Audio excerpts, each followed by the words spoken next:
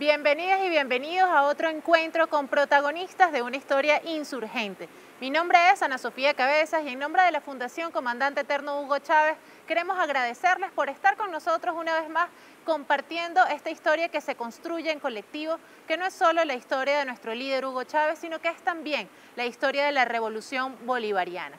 Por eso el día de hoy estaremos ahondando un poco más en el periodo que va de los años 95 a 98 para conocer cómo se consolida el liderazgo de Hugo Chávez y cómo se territorializa el movimiento bolivariano revolucionario en todo el territorio nacional. Para eso contamos hoy con invitados muy especiales que están aquí fuera de sus cargos políticos como amigos, como hermanos de nuestro comandante Hugo Chávez, porque es imposible conocer a Hugo Chávez sin conocerlo también a través de quienes tuvieron el privilegio y el gran orgullo de trabajar junto a él. Por eso estamos muy agradecidos de contar hoy con nuestro presidente Nicolás Maduro Moros y con la primera combatiente Cilia Flores, quienes estuvieron ahí como protagonistas de esta historia que abordaremos hoy quizás un poco desde la salida de Yara, pero que tiene ya mucha data. Nos gustaría empezar sabiendo cómo llega Hugo Chávez a la vida de cada uno de ustedes.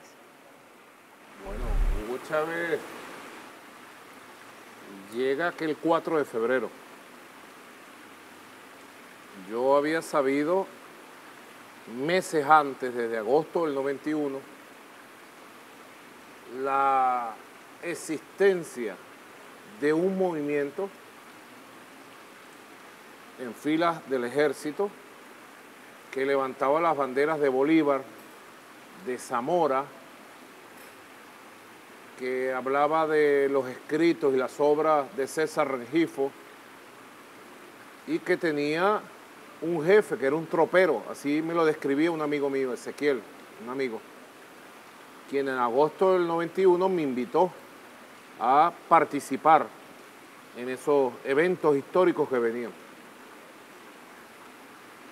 Hubo información para acá, información para allá. Luego en diciembre se dijo que ya se cancelaba todo, etc. Hasta que llegó el 4 de febrero. 4 de febrero del año 92.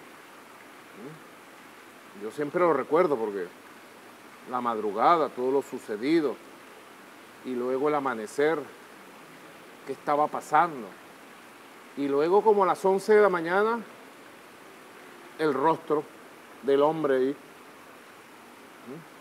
un mestizo con cara de cuchillo, una boina roja, hablando desde un nuevo lenguaje, desde una posición, una postura de valentía, de dignidad, diciéndole a los venezolanos que por ahora no había sido posible, diciéndole a los venezolanos y a las venezolanas que Venezuela tenía que encaminarse hacia un destino mejor. 50 segundos, creo que fue lo que duró un minuto, el mensaje del 4 de febrero. Y yo dije, la cosa es verdad, vale, dije, es verdad. Este es el hombre, fue lo que sentí, pegué un brinco, pegué al techo de la casa. Nunca lo olvido, así fue nuestro vínculo. Luego yo era dirigente sindical, era delegado sindical de los trabajadores de Metrobús de Plaza Venezuela. Y comenzamos a agruparnos, los trabajadores, los usuarios del metro, Metrobús, todo el mundo con Chávez. Y fue surgiendo, bueno, lo que pudiéramos decir una primera ola de chavismo, de amor a Chávez, a su gesto de valentía, a su humildad, a su fortaleza, a su mensaje del por ahora. Luego, bueno, nos articulamos, recuerdo que nos articulamos con familias, unos primos hermanos del capitán Blanco Lacruz. Nos traían cartas, nos traían mensajes. Después surgieron unos cassettes, Cilia. Cassette, ¿sabe qué es un cassette? Sí, claro. Bueno, un cassette. Y empezamos a reproducir. Yo tenía en mi casa un 3 en 1 que tenía 2 caseteras y grababa de una casetera a otra. Empezamos a reproducir el cassette con el mensaje del comandante Chávez, de Arias Cárdenas, de Ortiz Contreras. Y eso para nosotros era un gran mundo, otra cosa. Y bueno, nos articulamos desde el primer día, desde el primer segundo, con el Chávez Sentimiento, con el Chávez Esperanza y luego con el Movimiento Bolivariano Revolucionario 200. Ese es mi cuento, pues, mi historia. Sí, bueno, fíjate que ese día, el 4 de febrero del 92, ese día fue el día en el que nosotros nos conectamos, como se conectó todo el pueblo con Chávez. Ese día, al verlo, fue algo muy emocionante, ¿no? Cuando estábamos en una apatía, que veíamos un país que no surgía nadie que en verdad quisiera al pueblo, que hiciera algo por el pueblo. Vemos a Chávez allí asumiendo responsabilidad y bueno, imagínate, eso no estábamos acostumbrados aquí a que los políticos no asumían responsabilidad, la evadían y se hacían los locos. Cuando vemos a Chávez con esa valentía, esa fortaleza, ese verbo, bueno, emocionados, nos incorporamos de una vez como se incorporó todo el mundo en una campaña Viva Chávez, en pintar en las paredes. Empezamos, yo en mi vida había participado en política, en mi vida había votado, yo no había votado, ya yo me había graduado de abogada. ¿Qué edad tenía? Estaba muy joven todavía, estaba recién graduada de abogada y no participaba en política. Pero viendo a Chávez, dije, si él hizo esto por nosotros, tenemos que hacer algo por él. Y entonces salimos a la calle y entonces nuestra sorpresa es que teníamos unos amigos en la casa, los hermanos Villafranca, y ellos cuando nos dicen que su primo hermano Ronald Blanco La Cruz es uno de los capitanes que está con Chávez, y nosotros, imagínate qué emoción, la mamá de los Villafranca, que es la señora Arcelia, ella visitaba a su sobrino y entonces veía a Chávez, veía a todos los comandantes y entonces yo me le pegué ahí como un chicle. Dile que yo soy abogada, que yo quiero ir, yo los quiero defender, yo me presto para defenderlos. Y la señora Arcelia llevó mi propuesta y una carta que yo le hice a Chávez y se la llevó donde yo ponía mi servicio. Sabía que como abogado no era mucho lo que se podía hacer, pero yo quería apoyar. Y entonces mi sorpresa cuando la señora Arcelia me dice un día, mira, estás anotada para las visitas para ellos tenían que acordarla y entonces me anotaron en una lista. Y entonces yo fui y desde ese día hasta el sol de hoy por el camino de Chávez, bueno, cumpliendo con todo lo que fue su sueño, su proyecto y bueno, con todas las anécdotas que tenemos en este periodo que ustedes están desde la fundación rescatando en este momento, es mucho lo que se puede decir porque yo creo que este es el periodo de la construcción del liderazgo de Hugo Chávez, ya militar, sale y se incorpora a la política, al MBR 200 y todo eso que, bueno, podemos hablarlo, que hay mucho que contar. Quisiéramos puntualizar en algo sobre eso, es militar. ¿Cómo cae dentro de ustedes? Venían de una dirigencia estudiantil, venían además, como bien lo dice, de sentir la opresión al pueblo, que muchas veces, no solo en Venezuela, sino en Latinoamérica, esa opresión venía de una bota militar y aparece un personaje militar, pero con características pues diametralmente opuestas. ¿Cómo fue esa percepción desde cada uno de sus espacios, además desde el movimiento sindical, de asumir el liderazgo de un militar? Porque eso era algo que estaba rompiendo los esquemas de la época. Yo te voy a decir que de verdad fue providencial y fue natural,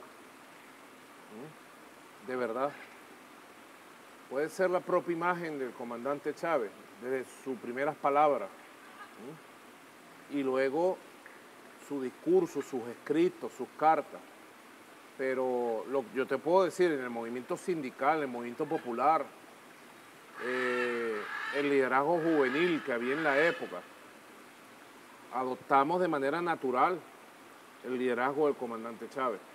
Hubo sectores de izquierda que siempre criticaron que Chávez es mesiánico, que el Chávez es militar, pero fueron minoritarios, quedaron por ahí siempre perdidos, pero el pueblo como un todo y nosotros que éramos militantes revolucionarios asumimos a Chávez como algo grande, como algo histórico, de verdad, desde el primer día. Ese momento en el que ya pasan de ver la imagen, el rostro de la esperanza de la televisión, bueno, la primera combatiente nos acaba de narrar su experiencia de cómo llega a visitarlo en la cárcel. Y la experiencia de usted, presidente, ese primer encuentro cara a cara con Hugo Chávez. Estoy descubriendo que la misma familia nos hizo encontrarnos con Chávez, porque fue un primo de Blanco La Cruz también, Frankie Blanco, después, bueno, compañero de trabajo de Metrobús, anda por ahí dirigiendo empresas autobuseras ahora.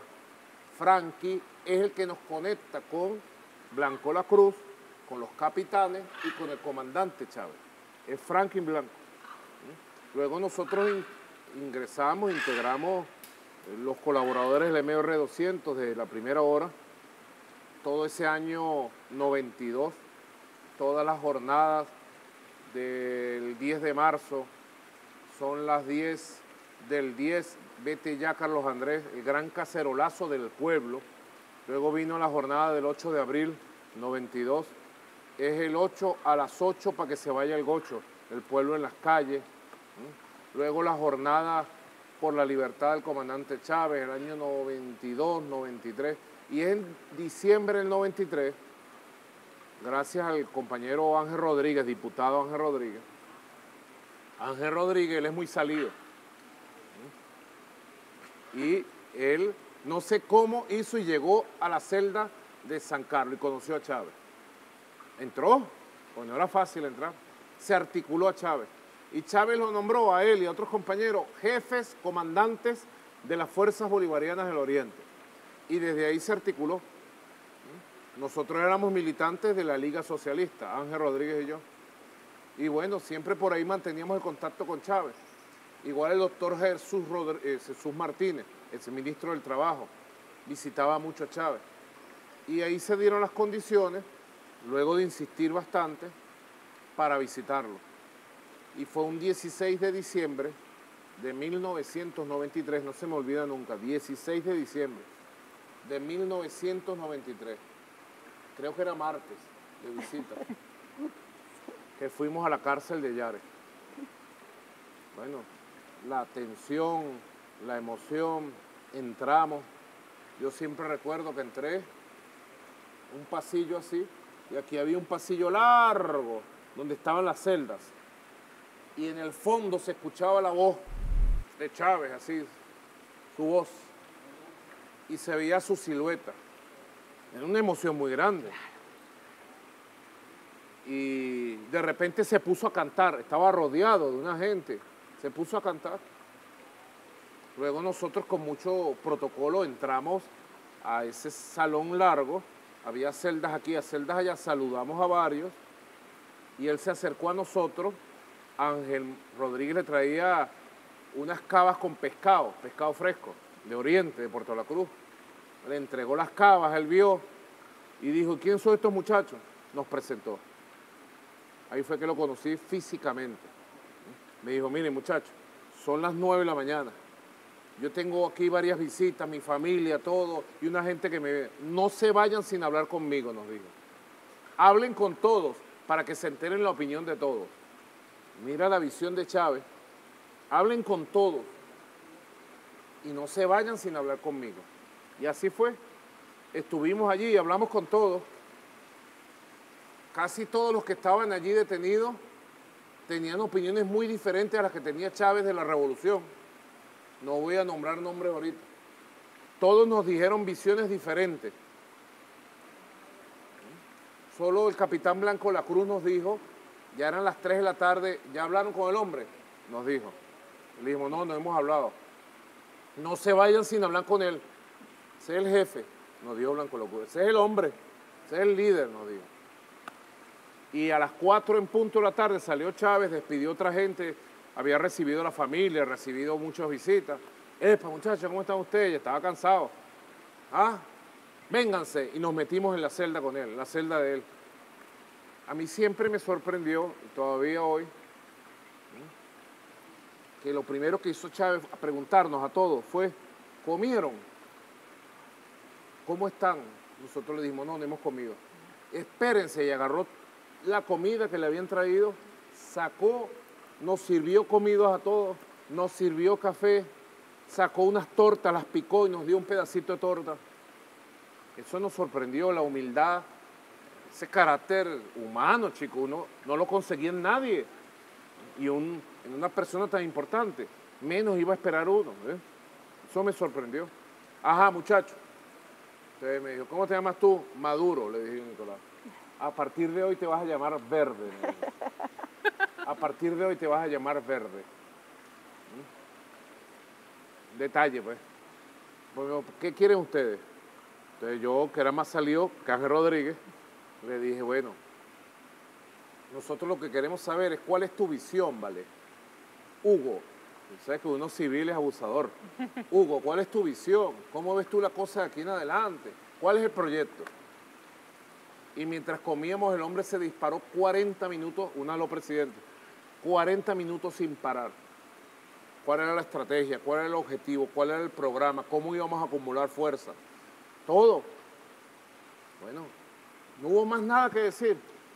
40 minutos. Después conversamos, otras preguntas. Después se enteró que uno de los visitantes, compañero, también delegado sindical, Gustavo Luna, era teniente de Bafore. Era teniente del ejército retirado. Y le dijo, ¿dónde están tus compañeros? No, mis compañeros están ahí, comandante. Bueno, contacta a tus compañeros y me los contactas a través de Verde. Y así establecimos el mecanismo, nos dio el teléfono, un teléfono secreto que tenía guardado ahí, ya existían los celulares. Era un bloque. Un tremendo teléfono, sí. Y por ahí nos comunicábamos. Así que yo ese día salí el 16 de diciembre, salí levitando, volando. Yo decía, este es el camino, no tenía ninguna duda. Es una cosa realmente sobrenatural, inexplicable.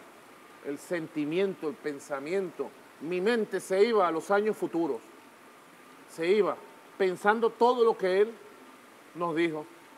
Y yo te puedo decir hoy aquí, en este mes de julio, lluvioso, del año 2021, todo lo que Chávez en esa habitación nos dijo, todo lo hizo.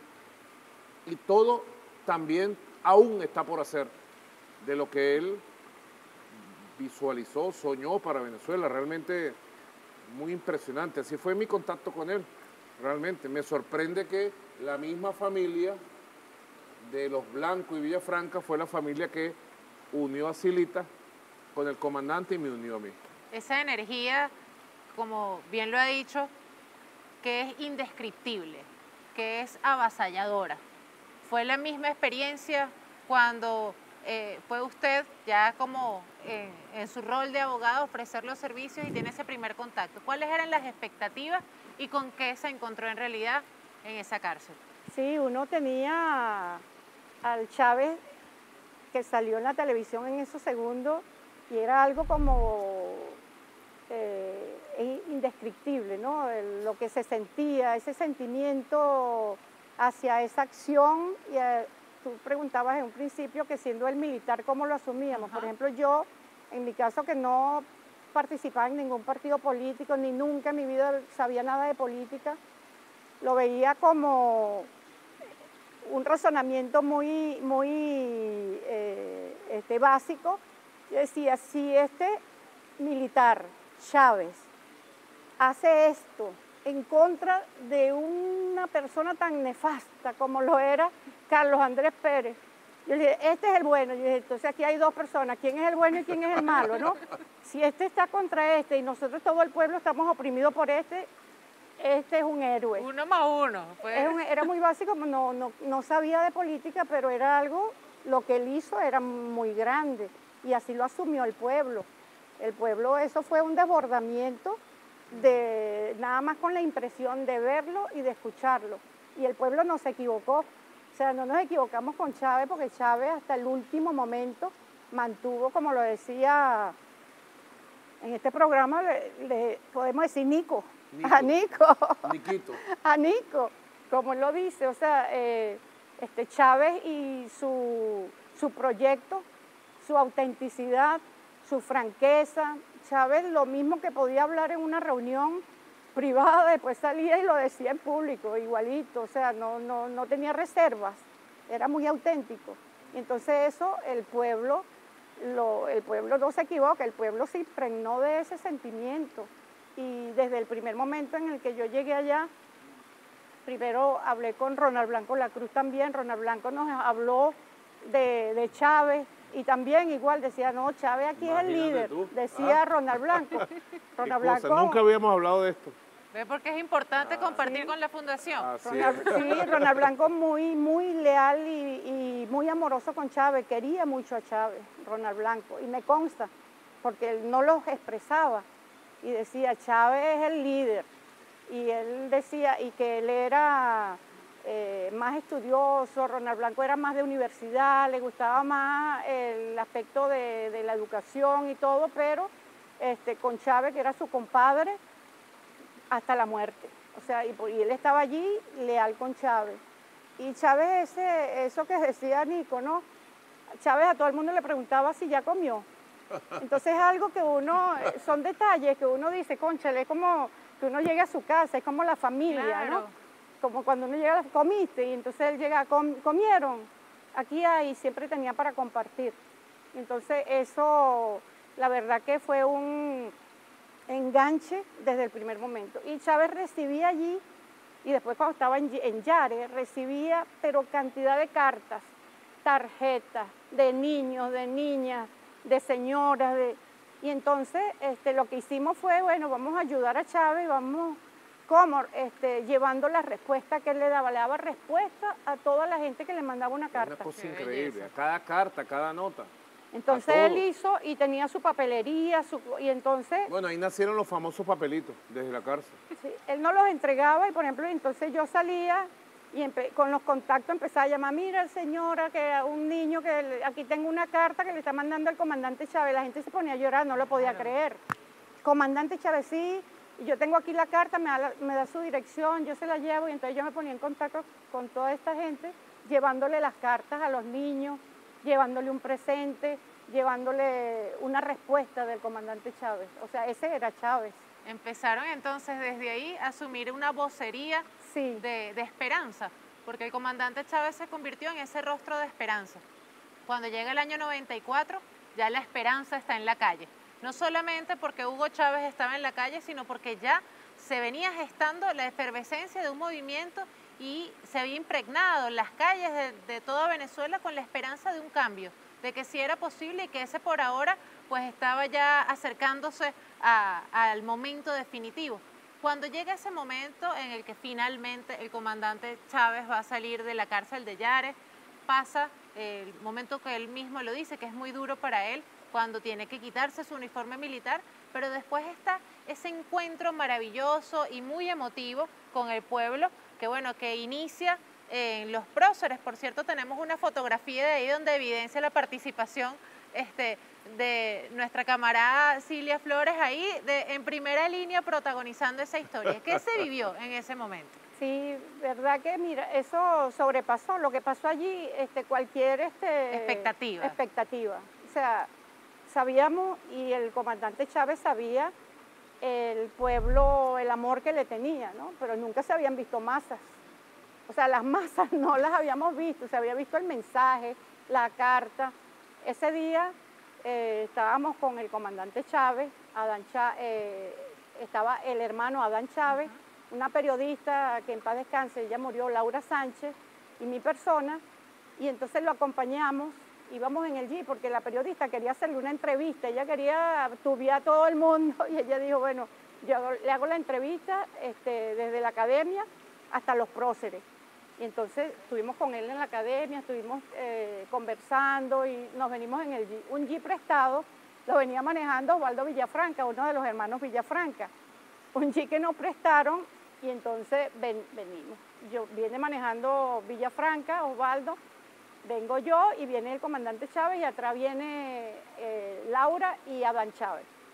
Y venimos y ella viene haciendo la entrevista y venimos conversando, hablando. Cuando llegamos a los próceres, y eso fue algo impresionante, la cantidad de gente, pero cuando el comandante Chávez abre la puerta y él se para en la puerta del jeep, no solamente lo arrancaron a él del jeep, sino que arrancaron la puerta del jeep, que era prestado, y se lo llevó el huracán, que él hablaba del huracán, se lo llevó, y nosotros nos quedamos con el carro allí sin puerta.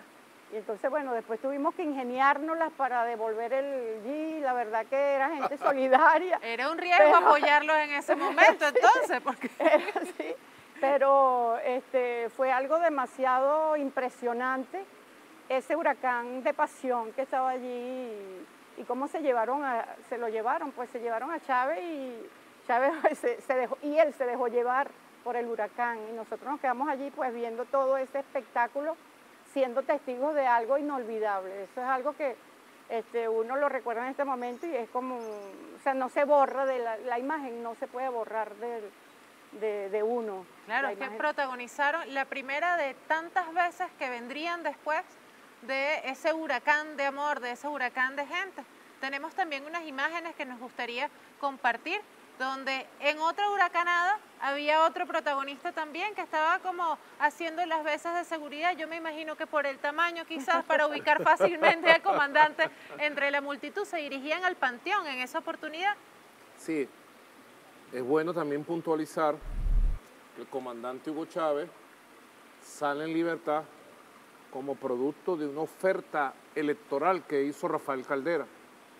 Rafael Caldera dijo que si él llegaba a presidente, él iba a sobreseer, a indultar la causa de los militares patriotas, de Hugo Chávez. Rafael Caldera es electo presidente. Chávez siempre dijo que Rafael Caldera fue presidente producto del 4 de febrero. La posición que Rafael Caldera tomó el día 4 de febrero ante el Congreso lo apuntaló como el principal candidato presidencial a partir de ese día, del 4 de febrero del 92, cuando lo eligen en diciembre del 93, casi su oferta principal era poner en libertad a Chávez. Así que una vez que él asume el poder, el gobierno, bueno, comienzan las conversaciones y comienzan a salir en libertad todos los oficiales que aún estaban presos en Fuerte Tiuna, en el San Carlos, en Yare, y como producto de eso se prepara la salida en libertad del comandante Chávez. Primero lo llevan al hospital militar junto a Arias Cárdenas. Allí le operaron un problemita en el ojo que él siempre tuvo. Estuvo allí, ¿no? A los alrededores del hospital militar se acercaba la gente para verlo de lejos caminar. Y luego se preparó su salida en libertad. No había redes sociales, no había Twitter, Instagram, Facebook, no había correo electrónico, no había internet, no teníamos televisiones, las televisoras estaban en manos de la oligarquía, ni radio. No sabíamos cuándo Chávez iba a salir en libertad exactamente. Se nos avisó la noche anterior, el viernes 25 de marzo. Debes recordar que el día que él sale en libertad, sábado 26 de marzo, es un día antes del Domingo de Ramos. Correcto. Empezaba la Semana Santa. El 25 se nos reúne en una sede que teníamos por aquí, cerca de la avenida Universidad, prestada, una oficina de Luis Miquelena que prestaba allí para que nosotros nos reuniéramos, el MBR 200, y se nos dice, mañana sale el comandante Chávez. Bueno, para nosotros eso era, hicimos los anillos de seguridad. Yo era del segundo anillo de seguridad. El primer anillo iba encima de la camioneta, donde iba él, del jeep, y nosotros íbamos abajo. Yo te puedo decir, recordando, pues, escuchando a Silvia y recordando tantas cosas, que los que veníamos de militar en la izquierda toda la vida, nunca habíamos visto pueblo. Habíamos visto pequeños grupos aquí, pequeños grupos allá. No sabíamos lo que eran las masas populares. Por eso nos sorprendió mucho, porque nos dijeron casi como un secreto, comandante Chávez sale a las 2 de la tarde en los monolitos del Paseo de los Próceres, en la puerta del Círculo Militar. Y nosotros llegamos a las 2 de la tarde y cuando llegamos había miles de personas, con niños, niñas, carros, motos, bicicletas, gente de todo tipo. Yo te digo, si había 3.000, 4.000 personas, nosotros que éramos activistas conocíamos a 5, a 6. Como a las 3, 4 de la tarde dijeron, ahí viene el carro con Chávez. Y venía un jeep, el famoso jeep que escribe Silvia. Y la gente empezó a ponerse loca. La gente se puso loca, loca. Bueno, siempre lo vimos que fue así, es normal.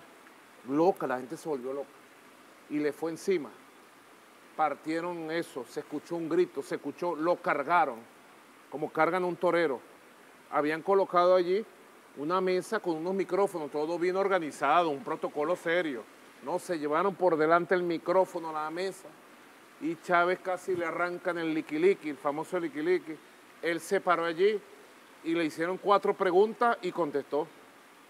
Recuerdo mucho una pregunta de un periodista, Santiago Gutiérrez de Venevisión, por ahí anda todavía, que le preguntó, comandante Chávez, usted ya está en la calle, ¿ahora para dónde va usted? Y Chávez le dijo, pa' Miraflores, vamos para el poder, nos vamos a las catacumbas del pueblo y vamos para el poder. Eso era mire, eso era un mensaje, eso era gasolina para el fuego, eso era combustión pura. Después nos fuimos de ahí, junto con él, nosotros dándonos la seguridad, y nos fuimos con el pueblo marchando desde los monolitos por todo el paseo Los Próceres. Después llegamos a Los Ilustres, llegamos a la Plaza Tres Gracias. De las Tres Gracias nos metimos hasta el centro comercial Los Chaguaramos, y en el centro comercial de Los Chaguaramos estaba la sede de Televen. Ahí lo estaba esperando José Vicente Rangel para la primera entrevista. Cuando llegamos, no sé cómo, no me pregunte, el centro comercial estaba hasta los tequeteques de gente, full. Chávez tuvo que asomarse y saludar a la gente. No nos dejaban, tuvimos que empujar para poder entrar al estudio. De tanto empujar y de tanta compresión de gente, salimos disparados. Cayeron largo a largo. Caímos de largo a largo en el estudio. Y cuando yo volteé así, ¿quién estaba al lado mío tirado en el piso? Comandante Hugo Chávez. Muerto de la risa. Se paró, se empezó a arreglar y me dijo, tú eres verde. Y bueno, le hicieron la entrevista famosa de José Vicente Rangel. Después al otro día, también secreto, no había internet, no había redes sociales, fuimos a una rueda de prensa en la sala Ríos Reina, en el Teresa Carreño, allí, en el Ateneo lo llamaban antes, el Ateneo. Correcto.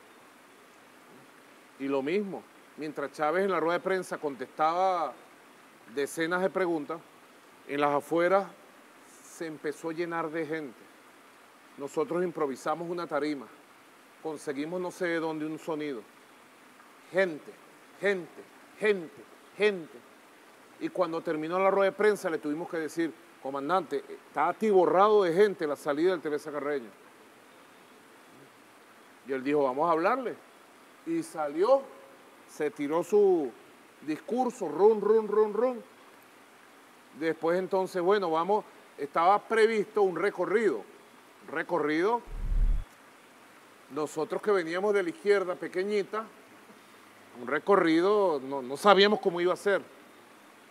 Y salimos de ahí del Teresa Carreño, agarramos la Avenida México, ahí donde está la arepera de Bellas Artes, la estación Bellas Artes, y él iba dentro de un carro.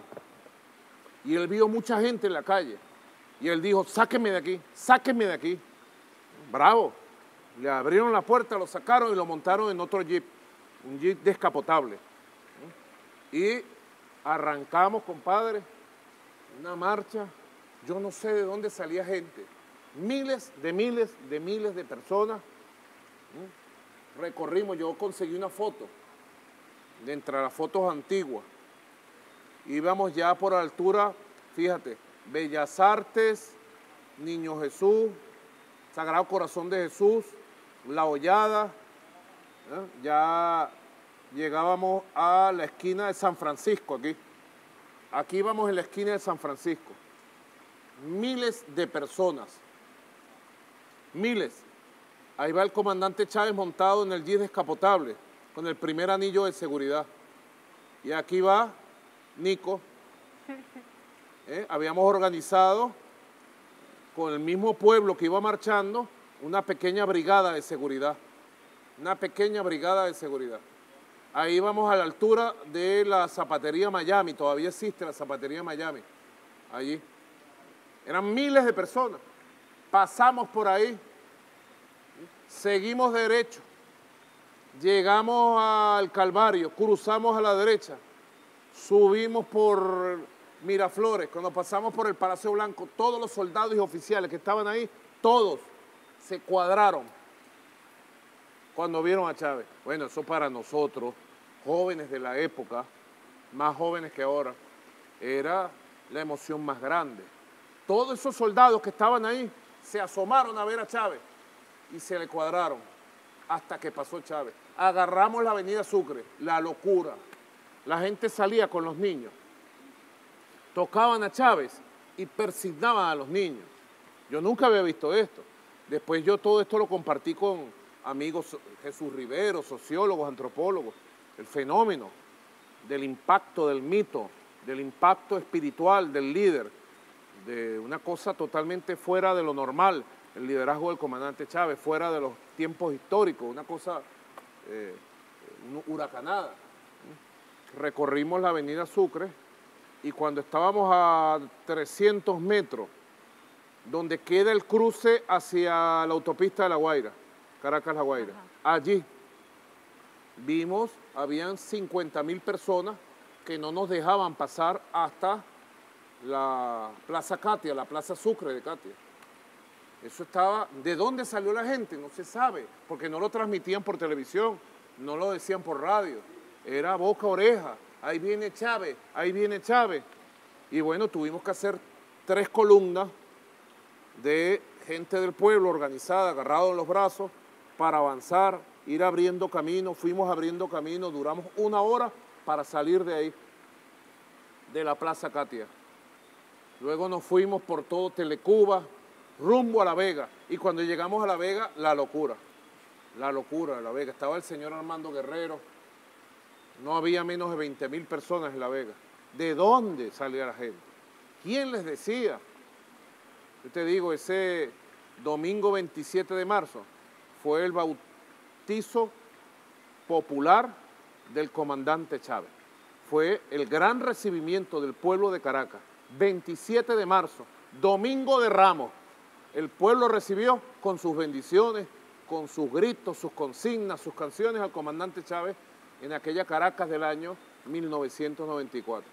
Después vendrían, por ejemplo, el día después, el lunes 28 de marzo, nos tocó ir al Valle, a Coche, al mercado de Coche. Luego nos tocó recorrer el bulevar de Sabana Grande. Después nos tocó recorrer de la California a Petare. Yo en estos días hemos pasando por Petare con Silvia. Íbamos con mi hijo Nicolás Ernesto, y le dijo, Nico, aquí, el lunes 28 de marzo del año 94, el pueblo de Petare recibió a Chávez. 20.000, 30.000 personas de los barrios de Petare. Ahí empezó el huracán bolivariano. Ahí empezó esta historia que ahora sigue en desarrollo. El pueblo con Chávez, pues. El pueblo en su amor genuino, profundo, verdadero. Chávez no fue la construcción de un marketing, como son todos estos bandidos de la derecha, aquí en el mundo. Les hacen un marketing, les hacen una historia y bueno, los lanzan y después se desinflan. Chávez fue la construcción de nuestra propia historia, el regreso de la gran historia, el regreso de la gran historia de Bolívar, de los libertadores. Eso fue Hugo Chávez y el pueblo lo entendió desde el primer día. No tuvo duda ni vacilación jamás el pueblo de Venezuela para apoyar a Chávez. Un liderazgo sin precedentes y movilizaciones sin precedentes. Las primeras grandes movilizaciones que se empezaban a asomar una vez que estaban detenidos y alrededor del cuartel San Carlos se concentraba la gente. De hecho, bueno, el año pasado que estuvimos estudiando esa época, nos comentaban que el traslado es justamente porque Caracas, siendo el centro de poder, no podía estar expuesta a esas multitudes que se empezaron a concentrar pidiendo la liberación de todos los oficiales. Y luego vemos, ya fuera de la cárcel, en las calles, hace ese recorrido a Caracas que es el inicio de lo que después él llamaría la gira de los 100 días, pasa pues entre los meses de marzo hasta junio, recorriendo el país, llevando el mensaje de la esperanza, llevando además la palabra de la organización de ese movimiento bolivariano revolucionario 200. ¿Estaban participando ustedes en esa organización del MBR a nivel nacional ya? Sí, claro, desde que el comandante Chávez ya estaba en la cárcel de la Dignidad, de ese mismo momento se estaba trabajando ya para su salida, la incorporación política del comandante y la actividad política, pues. Entonces el MBR 200 era ya el movimiento, incluso no se llamaba partido, nunca quisimos hablar de partido, el comandante Chávez nunca quiso hablar de partido, era un movimiento, era bolivariano y era revolucionario, y era 200, o sea, bicentenario. era bicentenario, o sea, todo tenía un símbolo, era una simbología, y todo tenía un mensaje, o sea, todo lo que Chávez hacía transmitía un mensaje, transmitía el mensaje, por supuesto, de patriota bolivariano. Comenzamos a conocer más a Bolívar con Chávez, a través del movimiento y a través del mensaje del comandante. Y empezamos a trabajar ya en la organización del MBR 200, en la construcción como movimiento político, y allí participábamos. Yo recuerdo que en una de las actividades yo era suplente de la dirección nacional, era suplente y íbamos a la actividad y yo no era o sea, nunca había participado en política y estaba aprendiendo mucho y bueno, y allí uno se sentía como cucaracha en baile de gallina cuando veía a los que conocían más la parte política de partidos, de movimientos, de organizaciones, de las estructuras, de la coyuntura, de la utopía, conceptos nuevos completamente, que empezamos a conocer nosotros y empezaba a conocer el pueblo también, porque Chávez educaba al pueblo y constantemente a través de su mensaje uno iba documentándose y el pueblo se iba documentando. Y el movimiento se fue asumiendo como un movimiento del pueblo. Nico sí estaba en la dirección nacional como miembro principal y yo era miembro suplente de esa primera dirección nacional del MBR 200.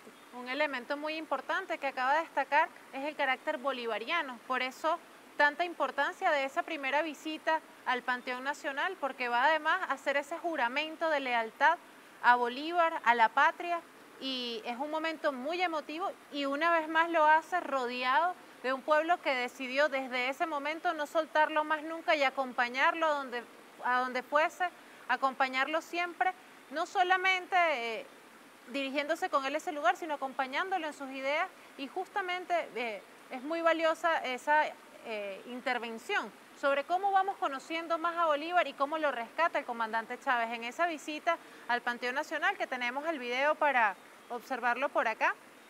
Ese mismo domingo de Ramos,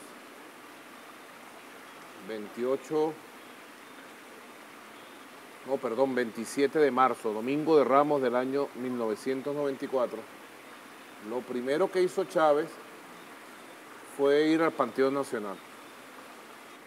Ahí tienen, en esa postal, la parte de atrás de la postal es un extracto de lo que escribe el comandante Chávez en el Panteón Nacional cuando visita justamente el Panteón y rinde homenaje a nuestro libertador Simón Bolívar el 27 de marzo, justamente, como bien lo mencionó el presidente, un momento bien emotivo. Fue lo primero que hizo ese domingo. Después vino la actividad del Teresa Carreño, allá del Ateneo. Primero fuimos al Panteón. Chávez entró al Panteón y rindió homenaje al padre libertador. Y luego cuando salió, sorpresa, miles de personas afuera con sus hijos. La gente llevaba a sus niños. Esos niños y niñas ya son los treintones de ahora, ¿no? Los que tienen 30 años.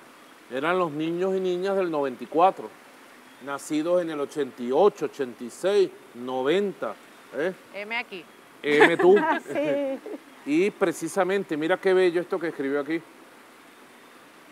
Hemos venido hasta ti, Padre, para la lucha por la patria, que nació de tu mente luminosa y de tu espada forjadora. Vamos a seguir cantándote con Miguel Ángel Asturias, porque hombres como tú, Padre, no mueren, solo cierran los ojos y se quedan velando. Y también hemos venido a dejar nuestro juramento bolivariano al Sócrates de Caracas, Simón Rodríguez, y al general del pueblo soberano, Ezequiel Zamora. Con sus banderas vamos a la carga. Por ahora y para siempre, Hugo Chávez Frías, Panteón Nacional, 27 de marzo de 1994. Fíjense, es la nueva simbología del proyecto nacional Simón Bolívar. Es la nueva simbología de la nueva venezolanidad. Y es el nuevo mensaje. Es el nuevo mensaje que después va construyendo lo que es la nueva narrativa política de Venezuela, de este siglo XXI. Un nuevo mensaje de las raíces profundas, las tres raíces, el árbol de las tres raíces, Bolívar, Simón Rodríguez, Zamora, y además en un lenguaje sensible, poético, directo, profundo, que llegaba. Era otra cosa. Chávez siempre fue otra cosa. En su discurso, en su visión, en su estética, en su forma de ser, desde el primer día. Desde el primer día. Porque después muchos politiqueros trataron de imitar a Chávez, desde la derecha y desde más allá de la derecha. Pero Chávez fue el auténtico, el fundador de todo esto. Aquí lo ves tú en lo que escribe aquel 27 de marzo, Domingo de Ramos. Lo primero que hace es visitar el Panteón Nacional. Muy bonito este recuerdo. De Caracas, pues entonces empieza ese recorrido que iba con el jeep que ya habían ustedes mutilado en esa concentración. Por acá está una camioneta que quizás recuerden. Sí, esa es la Burra Negra. La Burra Negra, ¿cómo no? Esta camioneta después, mira, va Chávez adentro. En esta camioneta, la Burra Negra, después se la roba la DICIP de entonces, del gobierno de Rafael Caldera. Una vez que él fue a un acto del aula magna de la Universidad Central de Venezuela, le roban esta camioneta, que era prestada. Esta camioneta tenía un dueño, pues. Chávez no era dueño de la camioneta, pero tú podías encontrar a Chávez inclusive una vez en la autopista. Lo encontramos manejando, mire, esa no es la Burra Negra. Y cuando lo pasamos iba Chávez manejando él solito por la autopista del Este. La Burra Negra, correcto. Pues sabes que era una práctica de esos cuerpos de seguridad de entonces, la DICIT, robar los carros a los que estaban cerca incluso de Chávez. Chávez decía que él era como un mingo, y entonces que en ese momento estaban tratando de todos los que estaban alrededor de él para apartarlos, para atemorizarlos, y a nosotros nos robaron también una camioneta y un carro. Y ellos descaradamente eran funcionarios que y sabíamos qué íbamos a hacer, pero nosotros igualito, a pie seguíamos a Chávez, sin carro, sin camioneta por puesto, en bicicleta, autobús, en lo que fuera. Sí. Pero hacían eso, le robaban los carros a los dirigentes que estaban cercanos a Chávez para tratar de atemorizarlo, pero ahí no había temor no hay temor que valga. El desespero de la derecha ante el inminente ascenso de este liderazgo, sí, era algo que ellos ya desde ahí sabían que era muy difícil de detener. Por eso arremeten desde los órganos de seguridad y también desde los medios de comunicación, porque inicia una ofensiva que no cesó más nunca contra el comandante Chávez, y los muchos medios de comunicación que cubrieron esas primeras apariciones después desaparecieron y no querían entonces dar cobertura en todo este recorrido que va haciendo el comandante por todo el país. Después de la gira de los 100 días con la Marcha a Venezuela, iban y bueno, en cada plaza, en cada caserío, en cada pueblo, llevando el mensaje y explicando ese proyecto Simón Bolívar, explicando qué era lo que el pueblo le correspondía hacer como compromiso histórico con la patria. Correcto, este es el camión, era un camión, ¿cómo es que llama esta parte de atrás del camión?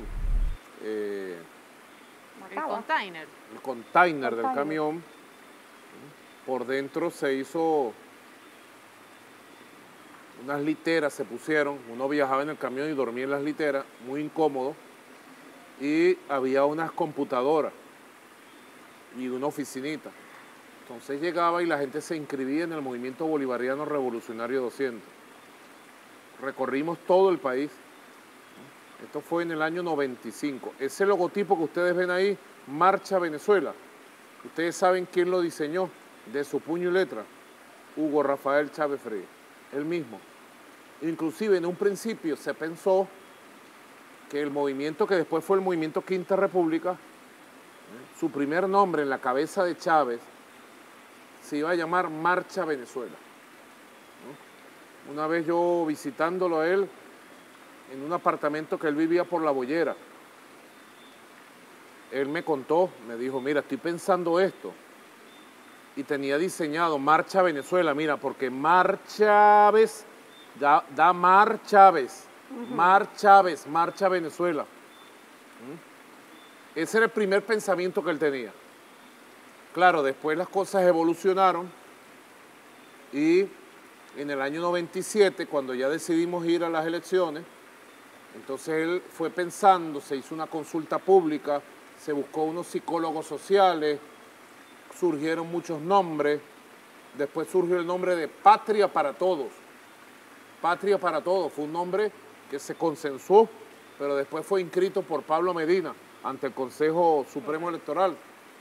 Y después Chávez nos reunió una vez en Katia, estaba Silvia, estaba William Izarra, William Lara, el doctor Mesa Ramírez, Omar Mesa Ramírez, y yo, en la casa de una psicóloga, amiga, que no recuerdo el nombre ahorita, y nos dijo, estoy pensando y mantienen el secreto. Que el movimiento nos hizo jurar. Sí. Era un viernes y el lunes se iba a inscribir el movimiento. El movimiento se va a llamar Movimiento Quinta República. Entonces nos dijo, ¿por qué? Bueno, porque la primera, segunda y tercera república de la independencia. La tercera fue la República de Bolívar, la Gran Colombia. La cuarta república es la república de la oligarquía, que empezó con Páez. Y lo que viene ahora es la Quinta República, así que será el movimiento Quinta República. Cuentos, cosas que uno debe saber. Así que en Marcha Venezuela recorrimos con una consigna, el año 95 había elecciones para alcaldías y no estábamos preparados para participar en elecciones. Y Chávez dijo, bueno, vamos a lanzar una campaña. Y lanzó una campaña que se llamó Por ahora, por ninguno. Fíjate el mensaje, por ahora, por ninguno de estos candidatos. Constituyente ya. El camino es la constituyente. Esto es parte de esa campaña. Recuerdo de ayer y de hoy. Estamos justamente recordando ese año donde las condiciones no estaban dadas, se hace un llamado abstencionista de cara a esas elecciones, continúan una serie de ataques mediáticos contra el comandante, la prensa tratando de vincularlo con acciones terroristas, tratando de vincularlo con cualquier actividad delictiva. Ellos buscaban la manera de desmotivar el movimiento vinculando al comandante Chávez. De esa manera, no solamente empieza la campaña de ofensiva mediática, sino también una gran campaña de persecución a todos los cuadros políticos del movimiento.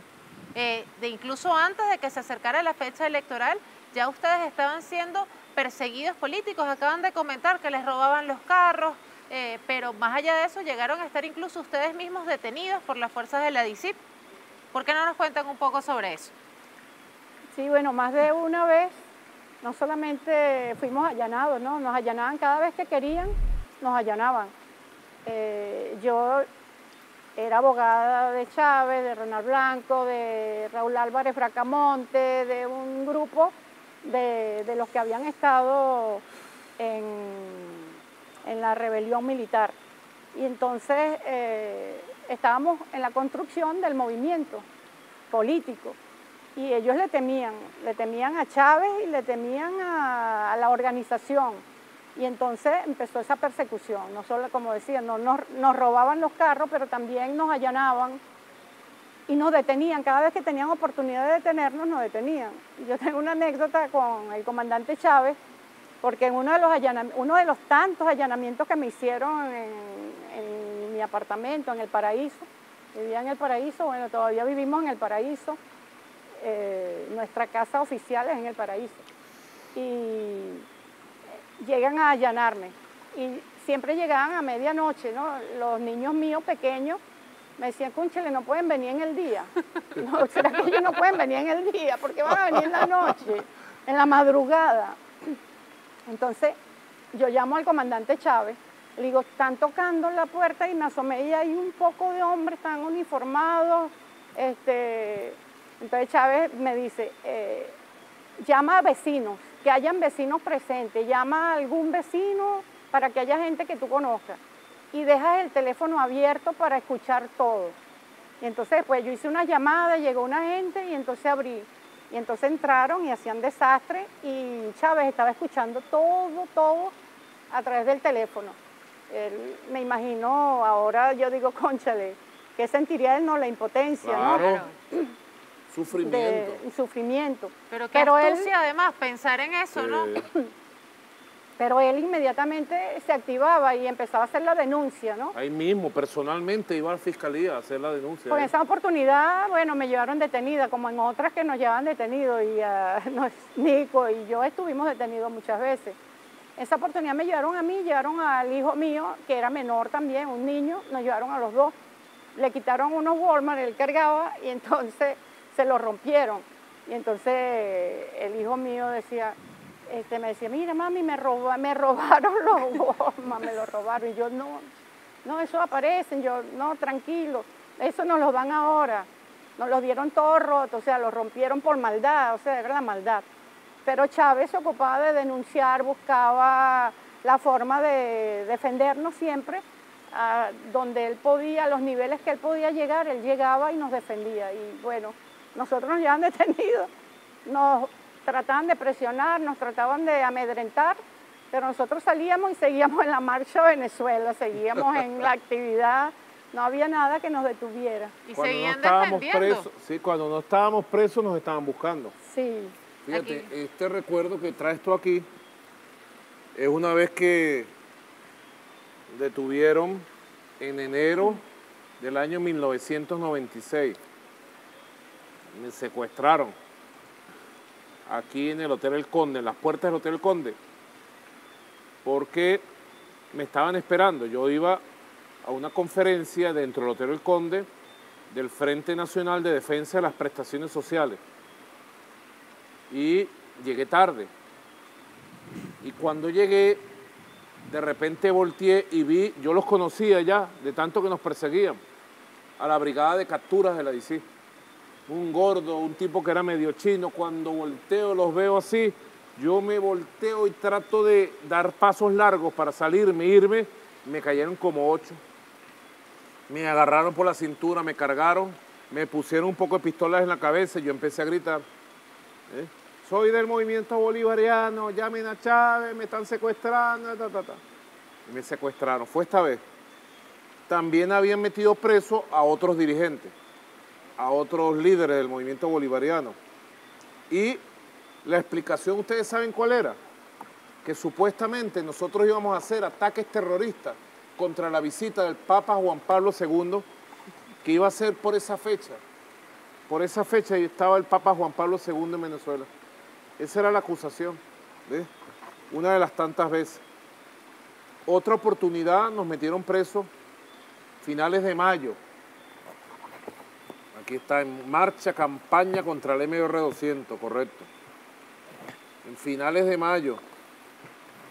Ya nosotros lo habíamos denunciado en esta declaración ante el periódico Últimas Noticias, que había una campaña de desprestigio contra el movimiento bolivariano revolucionario 200 y se trataba de un plan para destruirnos. Se había llevado preso a 3 mujeres. Esta anécdota es muy importante. Aquí tenemos esa información de las detenidas porque hay bastantes testimonios. Dice, la doctora Silvia Flores dijo que es incierto que las 3 detenidas estuviesen involucradas en actividades subversivas. Correcto. ¿No descansaron ustedes siendo la voz de la verdad de tantas injusticias que se estaban cometiendo en este momento?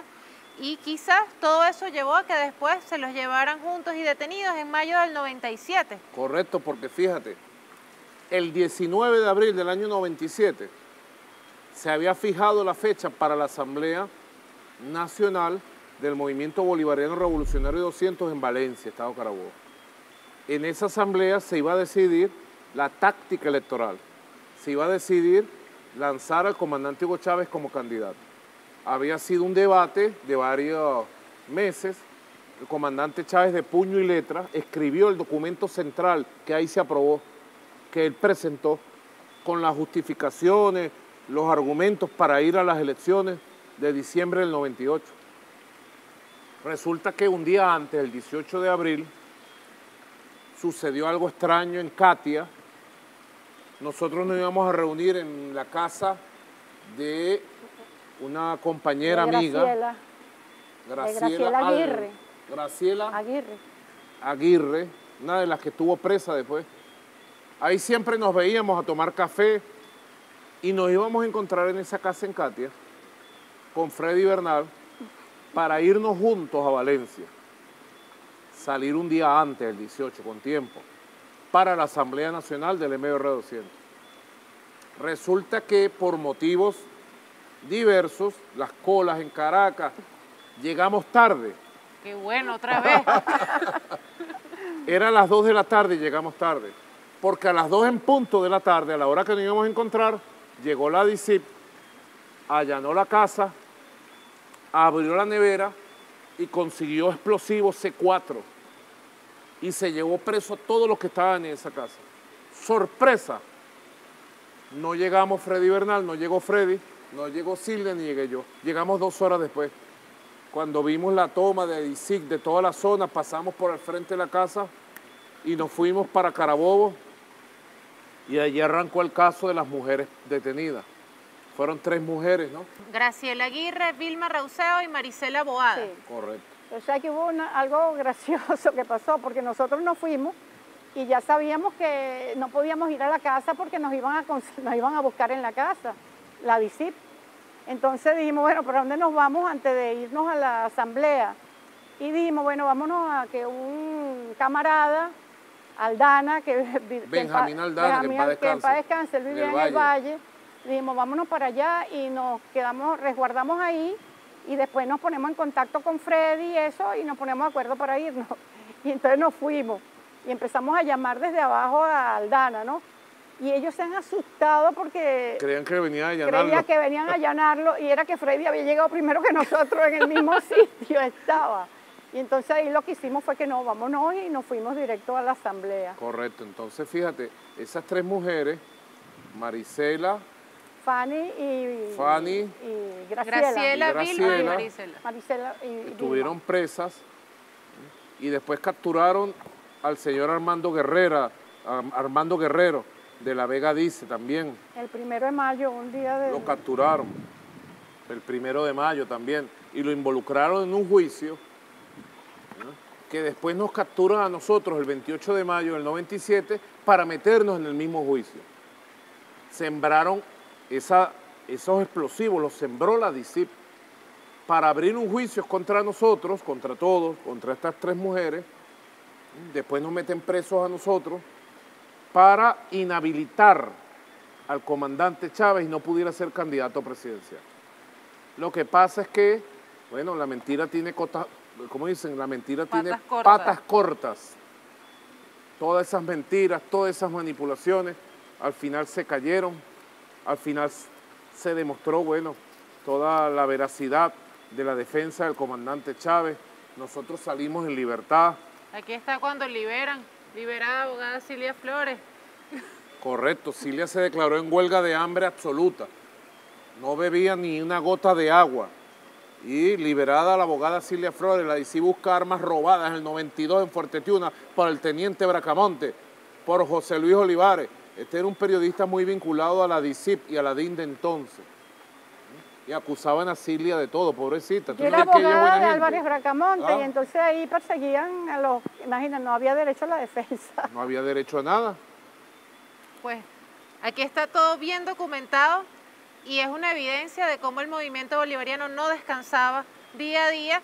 Claro, son contados los artículos porque no es que cubrían mucho sus declaraciones. Ustedes declaraban, pero eran también muy opacadas esas voces de disidencia, esas voces que aquí está una vez más, el MBR es atropellado y es la doctora Cilia Flores quien vuelve a salir pidiendo la liberación, dice el ciudadano Nicolás Maduro, miembro de esta dirección nacional. Aquí están ustedes dos otra vez dando declaraciones y pidiendo que se liberen muchos más detenidos, porque no era solamente que los soldaran a ustedes, sino la cantidad de detenidos que había. Mira este que me pasaste de aquí, qué interesante, ¿ves?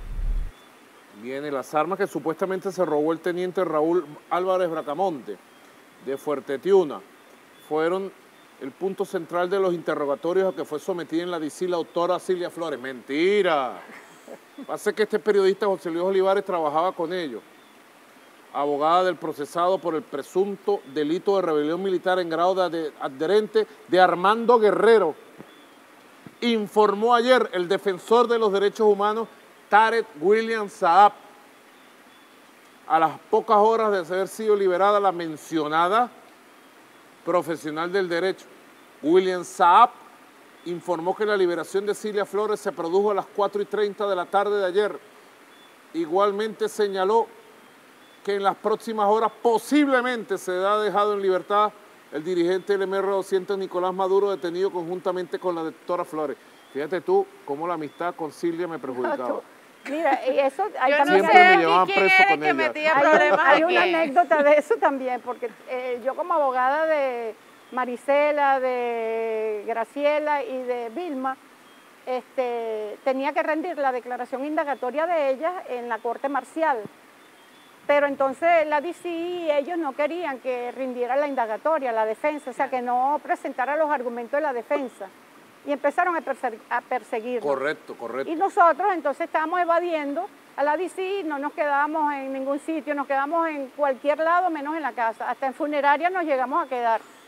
Nos íbamos y entonces nos quedábamos o sea, porque sabíamos que la persecución era fuerte. Entonces, llegó el día de la indagatoria y yo fui a la corte marcial, nos fuimos a las 5 de la mañana y pudimos entrar. Nico me llevó y entramos y llevaron a las 3 detenidas y yo rindo la declaración. Y al señor Armando Guerrero también. Y al señor Armando Guerrero. Y yo rindo la indagatoria con ellos, todo, la defensa, los argumentos, todo perfecto. Salimos de allí y viene manejando Nico. Íbamos por Chacao, por donde quedaba antiguo Tío Rico. Ajá. Casi a una cuadra del Sambil. Viene manejando Nico y creo que nos descuidamos un poquito. Nos descuidamos en la seguridad, pues siempre chequeábamos y contrachequeábamos. Y íbamos felices porque había rendido la indagatoria. Se nos olvidó, hasta que yo doy la curva ahí en Tío Rico, hacia allá, hacia la Avenida Libertador, y veo está el semáforo, cambia el semáforo a rojo, hay un carro delante mío y yo me voy parando, veo todo esto como una película. Veo por el retrovisor y cuando veo para atrás habían como 10 carros, Gises, y de las puertas bajaban tipos así con pistolas como una película. Y yo dije, nos agarraron. Apagué el carro y salimos a pegar gritos, pues, para que la gente supiera que nos estaban llevando. A pegar grito él y a decir, yo decía, esta es la abogada de Chávez. Y la gente que iba caminando se paraba, ¿ves? Y yo le decía, no. Y me metí en la patrulla. Se metió en la patrulla porque le daba pena que yo gritara. Porque empezó todo el mundo y yo me daba como pena. O sea, uno no estaba acostumbrado todavía a andar a público, a ser público. Que la gente lo identificara a uno, que ella es la abogada. Ahí me metieron en una patrulla y ahí lo metieron en otra. Y nos llevaron, pero esos funcionarios iban como a 500. Ya estaba la DC en el helicoide, nos llevaron el helicoide. Ellos iban volando porque ellos, y decían que ellos le habían dado la orden que no regresaban a su casa hasta que no nos detuvieran. Entonces tenían ya días sin dormir, sí, sin ir a la dormir, casa. Estaban en la calle persiguiéndonos. Entonces nos llevaron a los dos y allá llegó Tarek William Saab también. Tarek William Saab era un valiente defensor de derechos humanos por su propia cuenta. No tenía ningún cargo, ningún nombramiento, pero por su propia cuenta él salía a defender a los perseguidos, a la gente reprimida de la época. Ahora, todo esto fue en función de un juicio para inhabilitar a Chávez. Juicio que se cayó el propio año 97 y Chávez siguió su marcha hacia la victoria de diciembre del 98. Aquí tenemos algunas imágenes de esa asamblea que mencionan del Movimiento Bolivariano Revolucionario 200, el 19 de abril del 97. en la que después de tanta discusión, porque entendemos que se hizo incluso una encuesta para evaluar, el comandante Chávez siempre con el método científico, levantaron esa encuesta incluso solapadamente, sin identificarse como MBR 200, para saber si las personas estarían dispuestas a votar por el comandante Chávez en unas elecciones y si defenderían ese voto en las elecciones. Y con base a esos resultados es que se decide entonces asumir la vía electoral, pese a que habían algunas opiniones encontradas a lo interno del movimiento. El comandante Chávez logró unificar esas visiones. Hace poco conversábamos con la compañera Iris Varela, quien ella dice que era de esas que decía que no era la vía electoral, pero que el comandante Chávez la convenció, así como convenció a todo el mundo. ¿Recuerdan cómo fue esa dinámica a lo interno del movimiento para asumir la vía electoral? Claro, se convocó primero una asamblea nacional en Caracas, el 8, 9 y 10 de diciembre del 96. Esa asamblea se instaló en el Teatro Chacaíto. El Teatro Chacaíto todavía existe ahí en el Centro Comercial Chacaíto. Ahí fue la instalación, recuerdo. Y luego esa asamblea sesionó en la Sala E de la Universidad Central de Venezuela. Muy famosa para la época, la Sala E. Ahí estuvimos 9 y 10. Ahí se dio un debate candente, muy duro.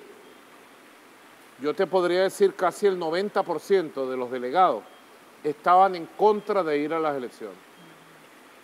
Muy duro para Chávez. Después Chávez le tocó recorrer algunas regiones, Táchira fue uno, a propósito de ir.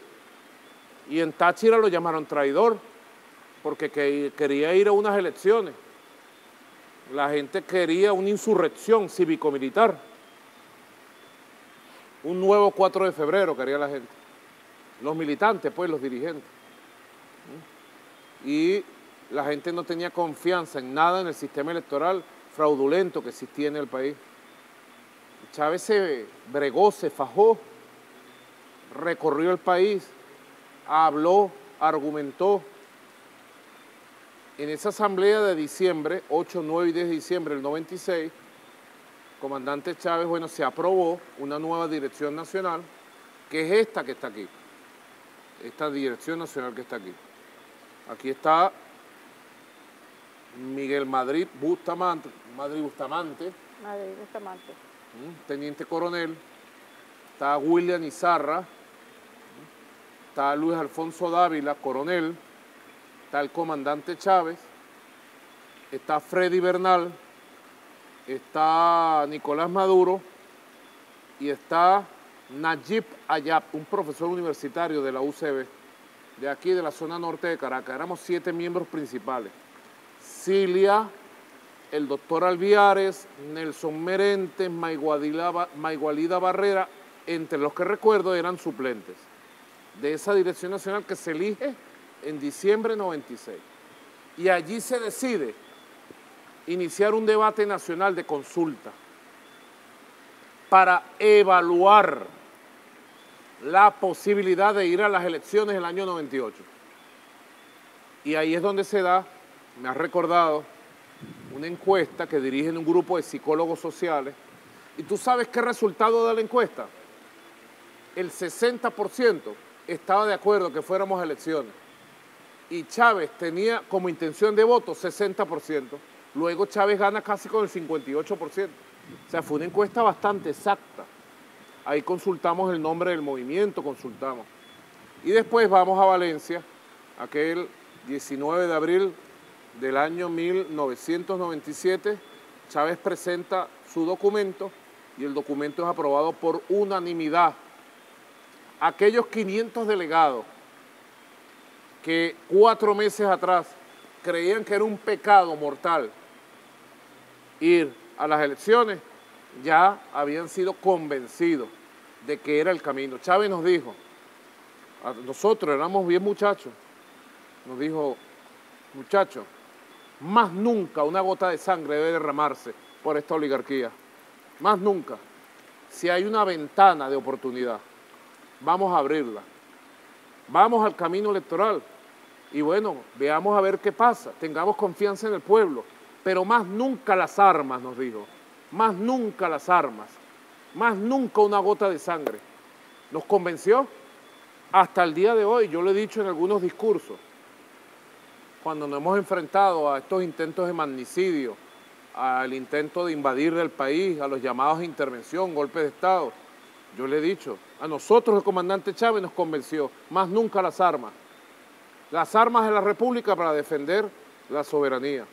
Y nosotros nos fuimos por el camino electoral, para bien o para mejor. Si nos toca ganar, ganamos, nos decía Chávez. Y si nos toca perder, seguimos. El camino no se termina ahí. Así que creo que Chávez tuvo una gran valentía, una gran sabiduría, y él personalmente, ese documento deberían conseguirlo. Ese documento creo que lo tiene Héctor Rodríguez, yo una vez se lo di. El documento tiene la firma de todos nosotros, la firma de los delegados, en donde se decide el camino electoral aquel 19 de abril. Impresionante cómo el comandante desarrolló con tanta valentía siempre ese don para hacer entender lo que parecía complicado, ese don de ayudarnos a encontrar siempre el camino más adecuado para lograr los objetivos de la patria, que además habían sido ya trazados en la agenda alternativa bolivariana, en medio de un paquetazo neoliberal que existía en el gobierno del momento en Venezuela. El comandante en ese recorrido no solamente hablaba de la esperanza en términos efímeros, sino que existía una agenda alternativa bolivariana con unos objetivos bien puntuales que, como bien lo decía el presidente, después el comandante todo eso lo hizo realidad. En la agenda alternativa bolivariana, si uno ojea un poco, vamos a encontrar que buscaba la garantía de los derechos sociales, que no se basaba nada más en temas de servicios, sino que también estaba la educación, la vivienda. Ese vivir bien pues ya se esbozaba desde tempranos 90 y se convirtió después en un plan de gobierno, en una campaña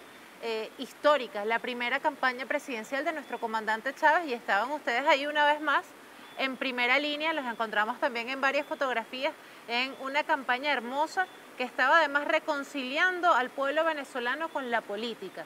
Cuando recuerdan esa campaña, ¿qué son los primeros momentos que se les vienen a la memoria? Mira, yo creo que era el pueblo movilizado. O sea, Chávez logró lo que nunca antes se había logrado. La gente tenía confianza, tenía esperanza, y la gente estaba decidida a apoyar al comandante Chávez. Tenía ya la confianza y la decisión de cambiar la historia de Venezuela, de cambiar lo que había sido la política. Ahora teníamos a un comandante que hablaba con el corazón, hablaba con la verdad, hablaba con transparencia, le hablaba claro al pueblo, lo educaba, lo enseñaba, y eso en esa campaña que veíamos, esa movilización que nunca antes se había visto, y el amor del pueblo hacia Chávez, como él decía, era más que amor, frenesí. Era un amor y un compromiso. El pueblo nunca abandonó a Chávez. Chávez en la cárcel de la dignidad tuvo al pueblo allí apoyándolo. Chávez sale, la esperanza está en la calle y se convierte en un sentimiento nacional. Ese sentimiento nacional se va ahora a una campaña para asumir el poder, para llegar a Miraflores, a donde estamos hoy. Y Chávez, con la sabiduría, pudo llegarle al pueblo, con su transparencia y con su verdad, le podía llegar al pueblo. Yo creo que eso, nosotros que podemos reflejar de esa campaña, a donde llegaba Chávez, la gente con ese entusiasmo de escuchar el mensaje. Y Chávez siempre en el mensaje estaba presente Bolívar, que ya lo hablábamos anteriormente, en su mensaje de la campaña estaba ofertas, propuestas, y estaba el mensaje de que había que cambiar todo, la reconstrucción de la patria, la reconstrucción para verdaderamente llegar a la Quinta República. Y el presidente planteaba en ese entonces la constituyente. El presidente empezó a hablar de constituyente, el pueblo no sabía, y el presidente empezó a formar qué es la constituyente, para qué una constituyente. Y esa fue si se quiere, su promesa principal en esa campaña. Y la gente entonces veía con mucha, con entusiasmo y y queriendo saber más de la propuesta de Chávez, qué planteaba Chávez. Y el pueblo creyó en esa propuesta. ¿Y Chávez qué hizo cuando ganó? Lo primero que hizo fue cumplir con lo que le había prometido al pueblo, y por eso esa confianza se transformó y esas promesas se transformaron en hechos, en realidades. ¿Anécdotas que recuerdan de esa campaña? Sí, bueno, primero el gran aprendizaje de gente, en su gran mayoría, que nunca había participado en una campaña presidencial, construir las consignas, los colores. Yo te puedo decir que el propio comandante Chávez es el diseñador de los logotipos del movimiento Quinta República. Él dibujó el MBR, Movimiento Quinta República, todos sus logotipos, todo, la imagen, la tarjeta electoral, todo eso fue hechura de él. Ahora, él también siempre tuvo un gran liderazgo, en el sentido de que marcó la pauta y la agenda del país. Un discurso ideológico, profundo, histórico, muy moral, un discurso para cambiar los valores del país. No era un candidato más que venía a ofrecer mentiras, a hacer demagogia. Era un candidato que venía a ofrecer conciencia, a formar valores, a creer en la posibilidad de una nueva sociedad, de un futuro independiente, de un futuro soberano. Y señaló, yo no haré más nada. Lo primero que haré es convocar una Asamblea Nacional Constituyente, el proceso popular constituyente, al poder soberano, al poder constituyente. Y así lo hizo. Si no hubiera sido así, no hubiera sido posible la revolución bolivariana. No hubiera sido posible nada. Al pasar de estos tiempos, fíjate, uno a veces, yo diría, pocas veces uno se pone a pensar en el camino recorrido. Uno siempre está en la candela, uno siempre está en el hoy, en el mañana. Y estos días para este trabajo nos ha permitido revisar documentos, fotografías, recordar cosas y ver lo fuerte que fue el ser humano, Hugo Chávez. Lo fuerte en todos los sentidos, psicológico, espiritual, político. Nosotros vimos a Chávez años muy duros, los años 95, 96, 97, duros, recorriendo el país, sin medio encima, él solito, creyendo en el proyecto nacional Simón Bolívar, sembrando esperanza y lleno de la llama sagrada que siempre lo movió a él. Y después lo vimos llegar a presidente. Hay que ser lo difícil que le tocó mover las piezas, aguantar cuántas campañas sucias contra él, aguantar cuánta mentira y manipulación. Desde siempre, la campaña electoral que dijeron que Chávez iba a ganar, iba a freír en aceite la cabeza de sus enemigos, de los adecos. Inclusive sacaron un imitador de voces, sacó un discurso de Chávez imitando la voz de Chávez y lo hicieron correr por televisión, por radio, donde Chávez supuestamente decía, cosa que fue falsa y se demostró, le herviré la cabeza de mis enemigos adecos, para generar miedo. Siempre hicieron campañas de odio, de miedo, de repudio. ¿Y qué fortaleza tuvo él para mantener el centro, el equilibrio, la ecuanimidad, la perseverancia, la fe en el camino? Yo reivindicaría eso. El Chávez militar, el Chávez de la calle, el Chávez joven aprendiendo, porque ese joven que nosotros conocimos tenía 40 años en el año 94, era un joven inocente, puro. Yo lo recuerdo como fuera ahorita. Más puro y más inocente no podía haber. Un hombre que creía en todo el que se le acercaba. Valiente, eso sí, y de carácter exigente. Y ese Chávez puro, inocente, tuvo que aprender de esa política, tuvo que aprender de la candela, y salir de allí como salió, pues invicto en su vida. Así que yo reivindicaría al Chávez humano, al Chávez que supo sortear todas las dificultades, al Chávez que a veces pudo haberse sentido solo, pero nunca lo estuvo, porque siempre tuvo al pueblo, y siempre tuvo gente leal a él, siempre tuvo los que dieron la vida por él.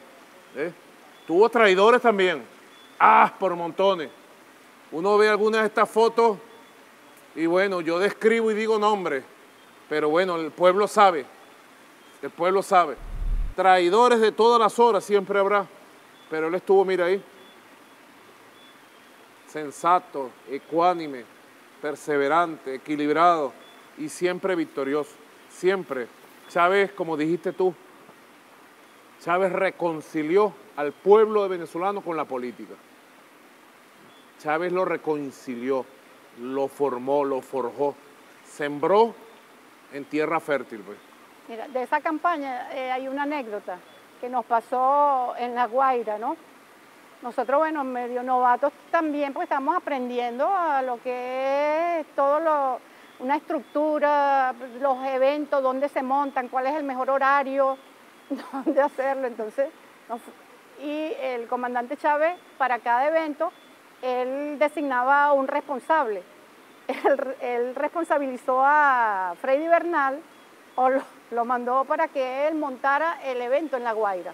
Era el responsable, nosotros lo ayudábamos, pero él era el responsable y montó un evento a las 12 del día en una plaza en donde el sol y la temperatura estaría como en 50 grados y Chávez iba a estar en el medio, en la tarima, y por supuesto la gente llegó, pero había un sol. Y entonces nosotros que estábamos abajo, organizando y eso, buscamos una matica y nos metimos debajo de una matica por allá, porque el sol era demasiado fuerte. Y Chávez nos vio y dijo, esto me pusieron a mí aquí. Un sol a las 12 en del este mediodía. sol, y Freddy andaba con nosotros, pero la amistad de Freddy nos perjudica. La amistad de Freddy nos perjudica. Entonces nos hemos ganado un lío, pero Freddy principalmente se ganó un tremendo lío y Chávez lo llamó y lo mandó a que nos montáramos en la tarima con él. Entonces nos montamos ese sol y Chávez habló como él habla, pues siempre, pues.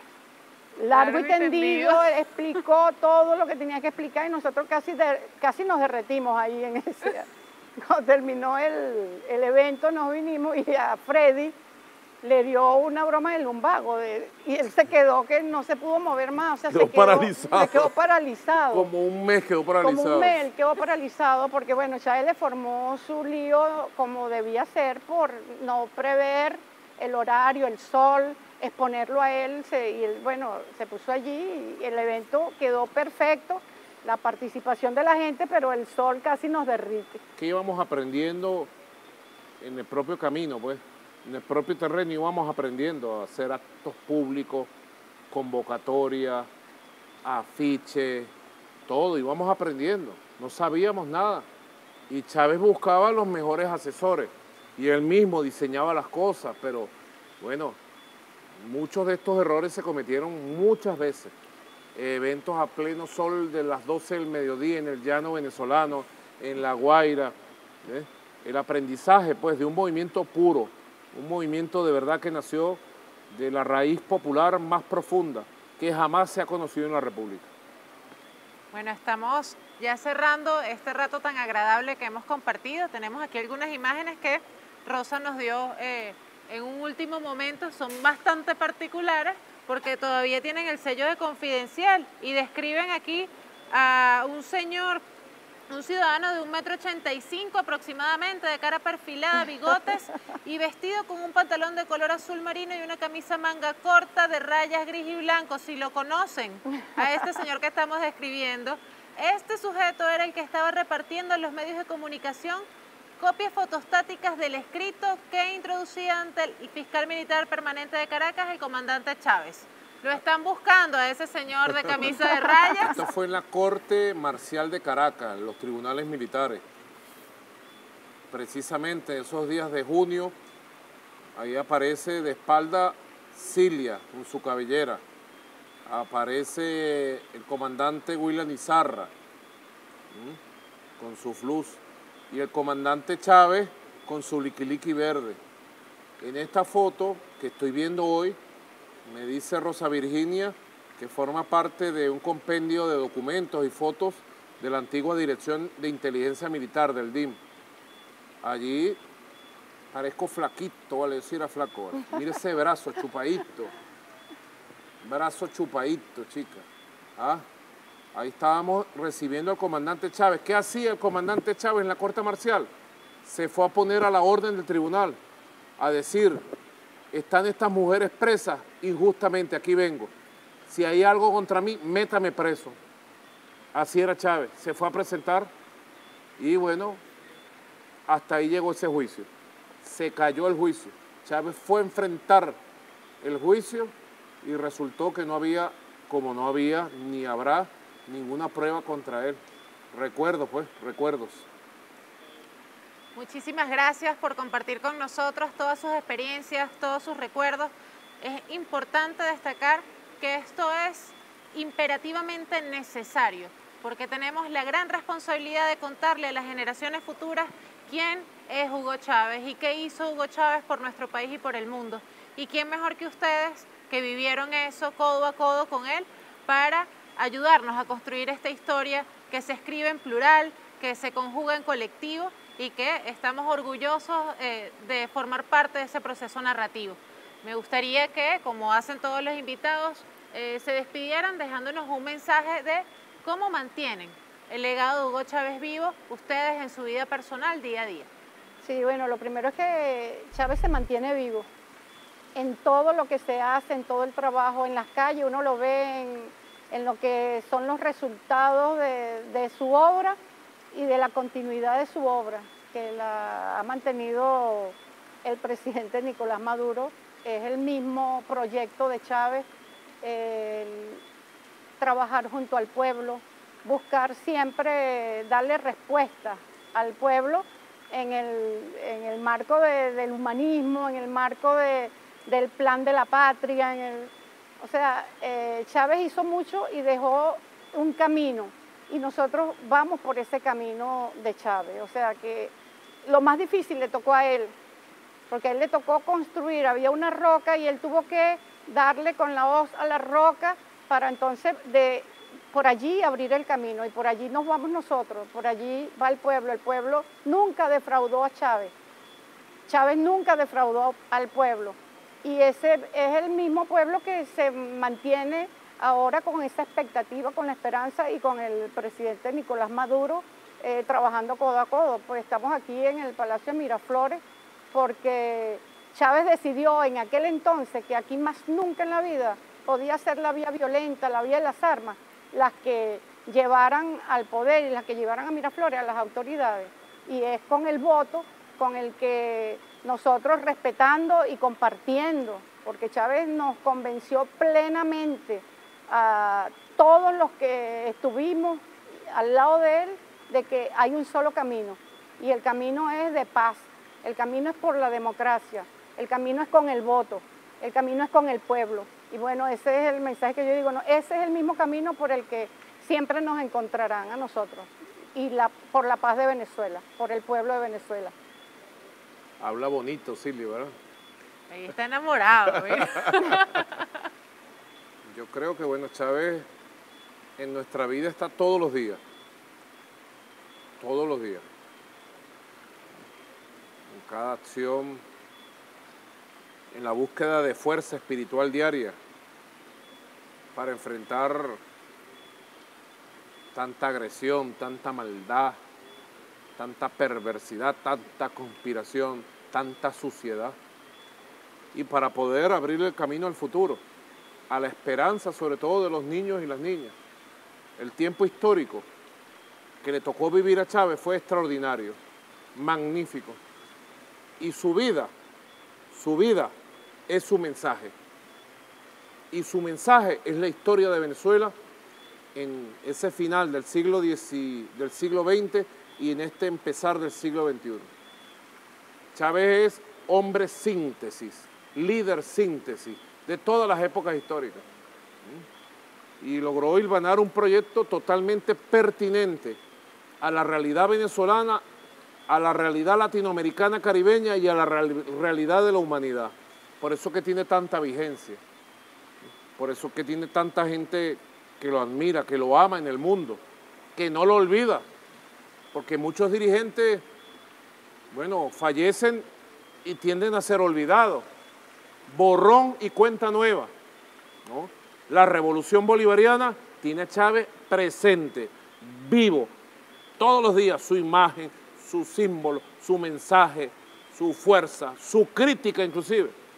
Chávez todavía nos exige, mucho nos exige, mucho. Y nosotros tenemos que educar a las nuevas generaciones en el amor y en la lealtad por la historia, por el mensaje y por la espiritualidad de Hugo Rafael Chávez Frías. Porque él expresa esa historia. Fíjate que ahora para el cumpleaños de Bolívar y de Chávez hemos recibido 2 regalos. 2 regalos, mira, ahí los tiene Rosa Virginia. Un regalo de un artista colombiano que trabajó, creo que en carboncillo, ese retrato de Bolívar y de Chávez, extraordinario. La idea es pintar 1000, 2000 murales con ese retrato en todo el país. Y un regalo que recibimos de Omar Cruz, artista plástico venezolano. Es ese cuadro, a propósito de Carabobo, del cumpleaños de Bolívar y el cumpleaños de Chávez. Ahí va, mira, Bolívar, Sucre, negro primero, va adelante con su lanza. Va Ezequiel Zamora, Rafael Urdaneta, ¿y quién va en la tropa? Hugo Chávez, con su uniforme verde oliva. Ahí va, ahí le dejamos a ustedes esos regalos para que podamos nosotros seguir sembrando su mirada, su sonrisa, su rostro, su mensaje. Está presente, está vivo. Y mientras la revolución bolivariana esté combatiendo, esté victoriosa, Chávez estará vivo. Y mucho más allá del pasar del tiempo. Así lo siento yo, así lo creo, y uno se sorprende con los niños y niñas, cómo los niños saben quién es Chávez, cómo vinculan a Chávez con la bandera, con los símbolos nacionales, con Bolívar. Y esa tiene que ser la siembra hacia el futuro. Si queremos a un Chávez invicto, invencible e inmortal, tenemos que sembrarlo a los niños y niñas, ahora y siempre, para que sus valores, para que sus ideas, para que su liderazgo y su proyecto trasciendan las décadas de este siglo y ojalá mucho más allá de este siglo. Muchísimas gracias por su mensaje. En nombre de la Fundación Comandante Eterno Hugo Chávez, ha sido un placer y un gran honor y esperamos que sea la primera de muchas conversaciones para seguir compartiendo y llevando, acercando al pueblo venezolano a nuestro Comandante Eterno Hugo Chávez. Muchísimas gracias.